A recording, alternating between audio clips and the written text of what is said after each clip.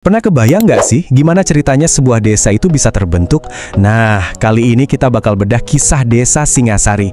Ini bukan cuma cerita sejarah lokal biasa loh, tapi dari sini kita bisa lihat sebuah ide yang jauh lebih besar tentang gimana komunitas kita dibentuk. Oke, jadi gimana sebuah desa bisa lahir? Untuk jawab pertanyaan ini, kita akan lihat langsung kasus nyata dari desa Singasari di Jonggol. Desa ini tuh nggak tiba-tiba muncul gitu aja. Kelahirannya justru dipicu oleh masalah yang sangat real dan dirasakan warganya sehari-hari. Yuk kita telusuri bareng. Jadi gini, untuk ngerti kenapa Singasari ada, kita harus mundur dulu ke masa sebelum tahun 1979. Waktu itu, yang ada cuma satu desa induk namanya Desa Singajaya. Dan disinilah semua masalahnya berawal. Kita bakal lihat tantangan berat yang dihadapi penduduknya setiap hari. Masalah pertama, dan ini yang paling mendasar, adalah soal ukuran. Coba bayangin, Desa Singgajaya ini wilayahnya luas banget. Saking luasnya, jarak dari satu dusun ke dusun lain, itu bisa jauhnya minta ampun. Ini bukan lagi soal garis di peta, tapi udah jadi masalah nyata buat warganya. Udah wilayahnya luas, ada lagi masalahnya. Kondisi geografisnya itu berbukit-bukit. Jadi perjalanan yang tadinya udah jauh, jadi makin susahnya karena medannya yang naik turun. Kebayang kan capeknya? Terus, apa dampaknya buat warga? Nah, ini dia. Coba deh bayangin, kamu tinggal di sana. Cuma mau ngurus surat keterangan ke balai desa aja, kamu harus jalan kaki berjam-jam, ngelewatin bukit-bukit terjal. Pelayanan publik jadi susah banget diakses. Dan ini jelas menghambat kehidupan sehari-hari. Jelas dong, kondisi yang kayak gini nggak bisa dibiarin terus-terusan. Akhirnya, para tokoh masyarakat dan pemerintah setempat sampai pada sebuah titik balik.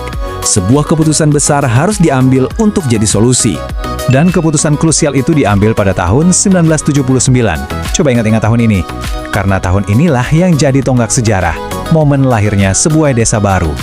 Solusinya apa? Nah, solusinya adalah sebuah proses yang kita kenal dengan istilah pemekaran. Gampangnya gini, pemekaran itu artinya satu wilayah administrasi yang kegedean dipecah jadi beberapa wilayah baru yang lebih kecil. Tujuannya biar lebih gampang diurus dan lebih efisien. Hasilnya gimana? Desa Singajaya yang tadinya satu dan super luas itu akhirnya dipecah. Lahirlah dua desa baru, Desa Singasari yang jadi fokus cerita kita, dan satu lagi Desa Cibodas.